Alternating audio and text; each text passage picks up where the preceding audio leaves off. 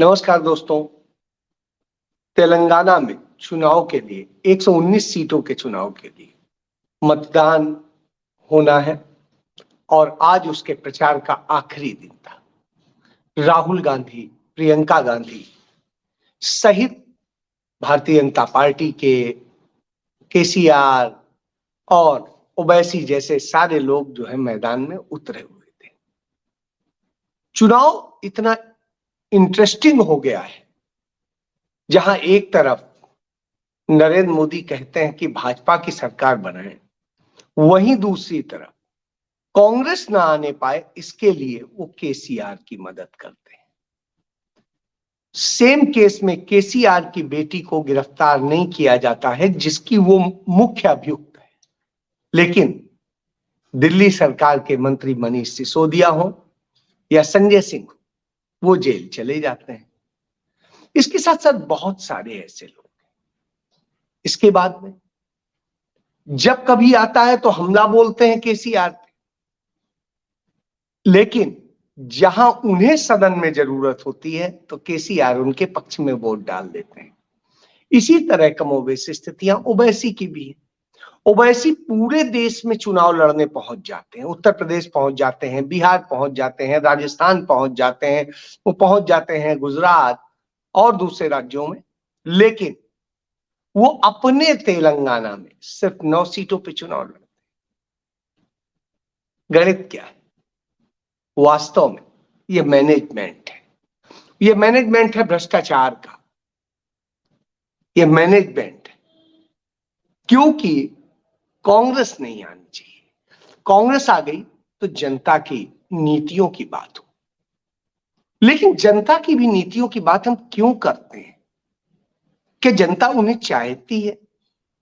मैं आज ये सवाल इसलिए पूछ रहा हूं। मैं 2 दिन कन्नौज था, उस इलाके के कई जगह मैं घूमा, कई लोगों से मिला।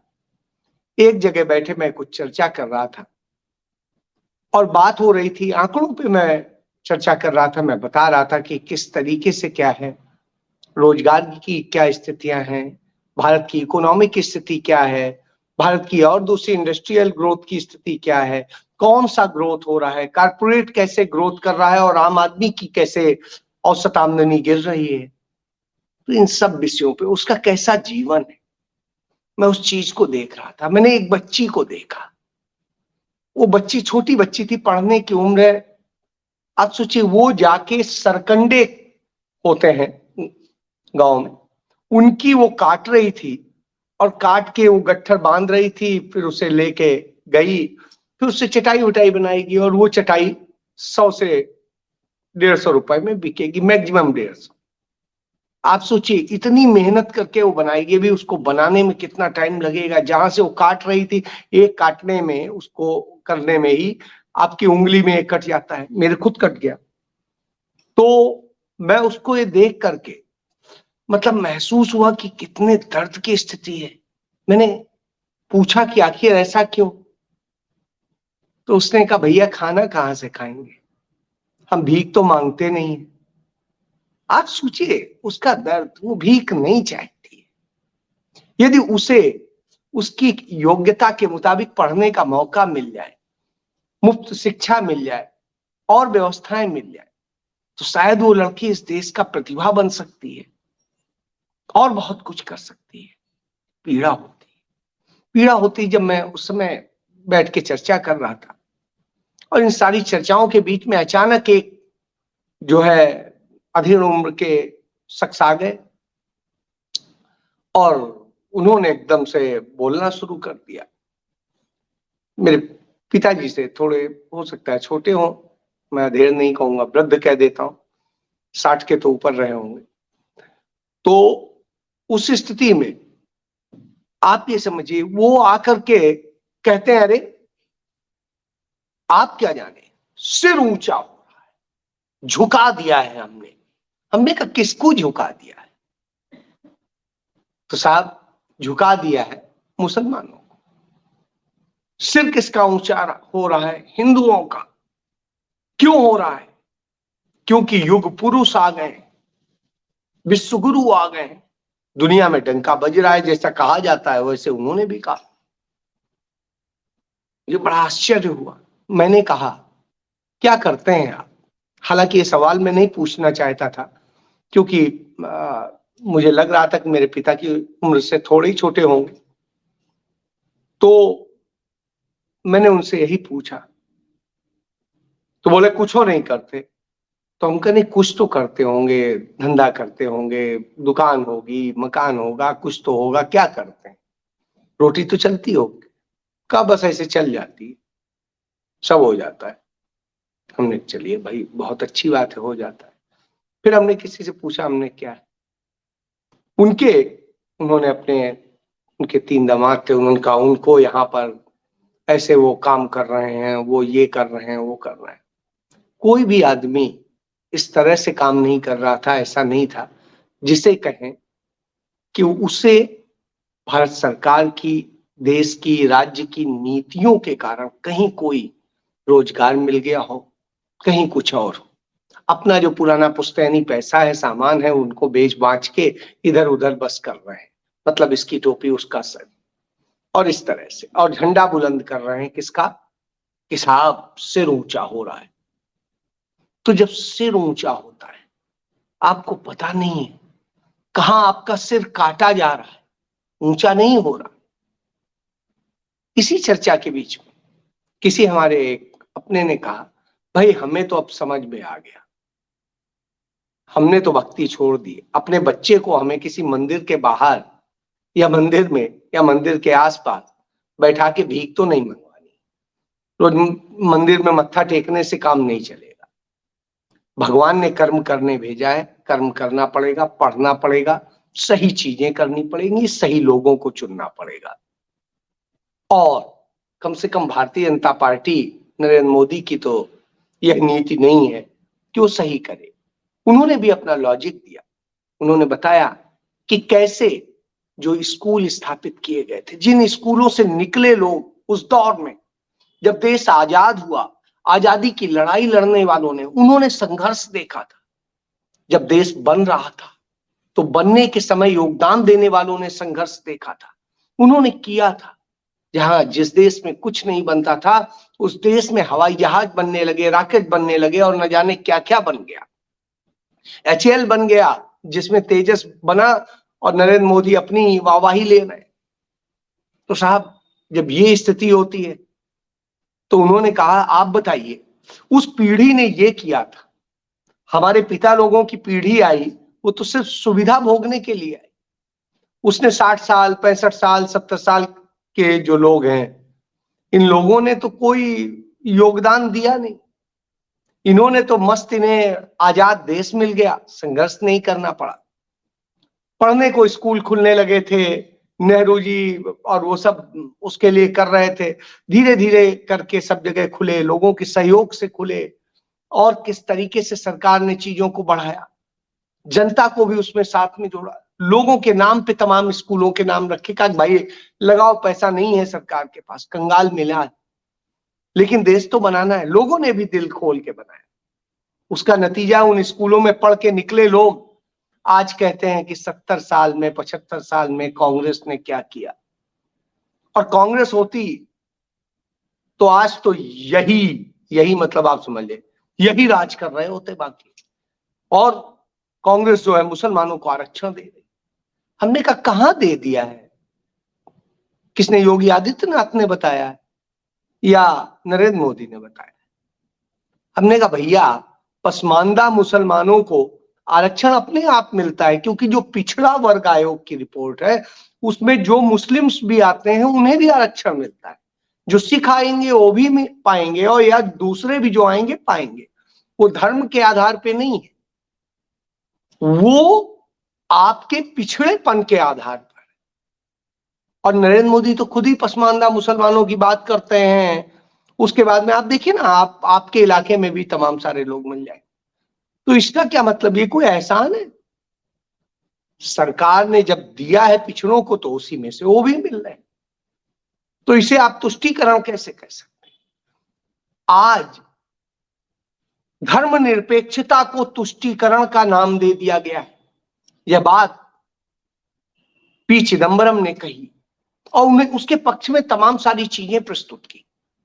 उन्होंने बताया, समझ में आता है कि किस तरह के हालात हैं। आज हम धार्मिक जो विद्वेष है, जिसके बूते हमारे अंदर जहर भर गया है। नरेंद्र मोदी राजस्थान में पहुंच के तो 450 का सिलेंडर या मध्य प्रदेश में सिलेंडर देने की बात करते हैं, छत्तीसगढ़ में बात करते हैं। क्यों नहीं वो बात करते हैं कि भैया यूपी में मिलना चाहिए, सबसे ज्यादा वोट दिया है और सबसे ज्यादा समस्याएं वहां। हालात देख के, जनजीवन जो नागरिक जीवन है देख करके तरस आया। मैं कन्नौज की बात कर रहा हूं। मैं देखा वो कन्नौज जो मैंने बचपन में देखा था और अब देखा, एक अंतर आया। अखिलेश यादव जिन दिनों मुख्यमंत्री थे या वहां के सांसद थे, उन्होंने कई सारे वहां पर काम किए, वो मौजूद है, दिखते हैं। लेकिन उसके अलावा मुझे नहीं दिखता है, क्योंकि पिछले 35 साल से कांग्रेस तो सरकार में नहीं है वहां, तो बाकी किसी ने तो कुछ किया नहीं। बाकी जो कुछ बना हुआ है वो सब कांग्रेस के समय का बना हुआ। तो साहब, हाईवे जो निकला है वो पहले भी हाईवे था, उसको उच्चीकृत किया गया, उसको अलग तरीके से बनाया गया, एक्सप्रेसवे बनाया गया, टोल रोड बनाई गई। तो वो प्रक्रिया का हिस्सा है। और वो एक्सप्रेसवे भी आप देखिए, जो हाईवे है जीटी रोड वाला, वो भी कांग्रेस ने ही 2013 में पास किया था। तो मैं जब इन सब चीजों को देख करके मैंने सवाल किए, तो जवाब नहीं थे किसी के पास, लेकिन जवाब सबके पास था, एक ही जवाब कि साहब आज आज हम खुल के तो जी लेते हैं। तो मैंने कहा, भाई कब आप बंद होके जी रहे थे? मैंने अपने एक रिलेटिव महिला थी जो मेरी बुआ लगती थी, मैंने उनसे पूछा कि आप बताइए, क्या आपको किसी ने आकर के बदतमीजी की थी? आप भी तो जाती थी स्कूल। उनका नहीं, किसी ने नहीं करी। तो हमने कहा, ये तो कह रहे हैं कि हाँ साहब जी नहीं पाते थे तब। दूसरे ऐसे ही हमने एक से पूछा, एक और थे। तो इसी तरीके से लोगों से पूछा तो कोई के पास जवाब नहीं था, किसी ने दबा दिया है। कहां दबा दिया था और कहां आप खुल के जी रहे हैं और क्या कर रहे हैं? ये नफरत, यही नरेंद्र मोदी को भरोसा दिलाती है कि वो आने वाले 25 साल तक और राज करने वाले हैं। और शायद इसीलिए उन्होंने समझ लिया है कि इस देश में कैसे मूर्ख बनाया जाता है, मानसिक रूप से गुलाम बनाया जाता है, और वही गुलाम उन्होंने बनाया है। और वो गुलामी कैसे दी है? इसी तरीके से कि हम 5,000 का सिलेंडर ले लेंगे, हम 500 का पेट्रोल ले लेंगे। साहब, ऐसे लोगों ने आम जन का जीना हराम किया है, सिर्फ अपने तुष्टिकरण के। तो तुष्टिकरण कौन कर रहा है? भारतीय जनता पार्टी कर रही है, नरेंद्र मोदी कर रहे हैं, उनके लोग कर रहे हैं, ना कि कोई और कर रहा है। भाई, ये देश सबका है, सबको समान रूप से जीने का हक है। हर व्यक्ति को, चाहे वो महिला हो, पुरुष हो, हिंदू हो, मुसलमान हो, सिख हो, ईसाई हो, यहूदी हो, कोई भी हो, हर एक के अधिकार, उन अधिकारों को संरक्षित होना चाहिए। सिर्फ इतनी सी बात। और धार्मिक कार्य धार्मिक संस्थाएं करें, व्यक्तिगत तौर पे स्वयं कोई करे, लेकिन सरकार का काम तो नहीं। सरकार का काम है आपको अच्छा जीवन देना, अच्छे भविष्य की दिशा में ले जाने के लिए चीजें तैयार करना, नीतियां बनाना, और वो होना चाहिए। बस वही नहीं हो रहा है। और जब वो नहीं होता है तो उसके लिए क्या करते हैं? जब जानते हैं चुनाव आ गया, तो अब क्या है नरेंद्र मोदी की प्लानिंग? अब है कि पहले तो अभी है, आप जानते हैं कि प्लान किया ही जा चुका है कि हम कैसा भारत बनाने जा रहे हैं, अखंड भारत, बौता भारत, अभ्युदय भारत, और जाने कौन कौन, समृद्ध भारत। और वो कब बनेगा? 2047 में। समझिए आप, इसका प्रचार करेंगे महीने डेढ़ महीने उनके मंत्रीगण और तमाम सारे ऑफिसर्स और सब। उसके बाद फिर राम मंदिर का उद्घाटन होगा। फिर उसके बाद में राम मंदिर के उस उद्घाटन के प्रसाद का वितरण करने उनके आरएसएस के लोग जो है घर घर जाएंगे।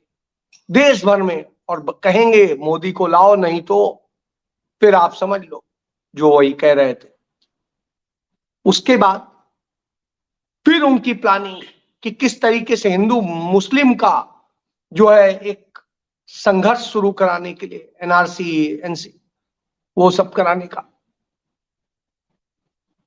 तो ये पूरा खेल है। महिलाओं को कैसे चुंगल में लेना है, कैसे फिर से किसानों को बरगलाना है, कैसे किस तरीके से पिछड़ों को बरगलाना है, और तमाम सारी चीजें, युवाओं, महिलाओं और सबके नाम।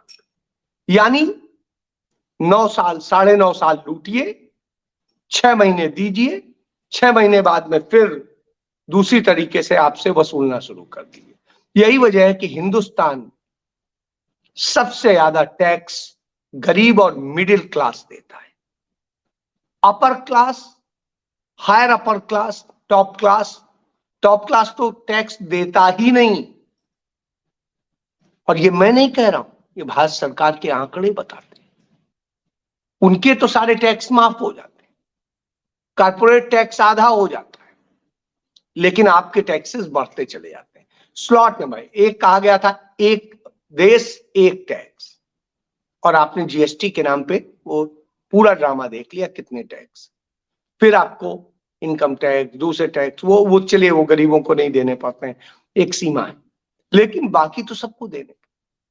इनडायरेक्ट टैक्स से ही देश चलता है। तो आपसे लूटेंगे, पूंजीपतियों को देंगे, उनके जरिए अपनी सरकार बनाएंगे, लाभ कमाएंगे, धंधा करेंगे, और ये धंधा दलाली का होगा और नफरत फैलाएंगे। आप उसमें फंसेंगे, आपके बच्चों का भविष्य बर्बाद होगा, आपका भविष्य बर्बाद होगा, आपका वर्तमान भी बर्बाद होगा, और फिर आने वाली पीढ़ी कहेगी कि मेरे पूर्वज इतने निकम्मे थे, इतने भ्रष्ट थे, इतने निकृष्ट बुद्धि के थे कि वो हमें नफरत दे करके गए। अब फैसला आपको करना है कि नफरत देनी है, क्या देना है। शायद यही वजह है एक अग्निवीर बेटी ने आत्महत्या कर ली मुंबई में, नेवी में गई थी, क्योंकि अग्निवीर को उसका जो शादी जहां होनी थी उसने भी स्वीकार करने से मना कर दिया। कल्पना करिए, उस पीड़ा को सोचिए। जब यह पीड़ा समझ जाएंगे तब आपको उसमें अपनी बेटी नजर आएगी, और जब वो नजर आएगी तब आप सही बात करें। तो दिल की बात होनी चाहिए, और दिल की बात तेलंगाना में हुई। तेलंगाना की जनता निकली, सोनिया गांधी ने उन्हें संदेश दिया, राहुल गांधी और प्रियंका गांधी ने संदेश दिया, तो जनता उनके साथ खड़ी हो गई। लेकिन नफरती जनता जहां है वहां बेड़ा गर्क, चाहे प्रति व्यक्ति आय में हो, प्रति व्यक्ति किसान की आय में हो, या किसी भी मानदंड में हो, हिंदुस्तान के सबसे पूरे गरीब भुखमरे शायद उन्हीं राज्यों में रहते हैं जहां ये नफरत, और जहां ये नफरत नहीं है वो समृद्ध।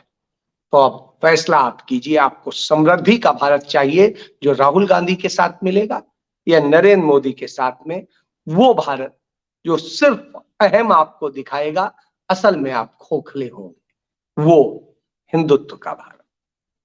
फैसला आपका। जय हिंद।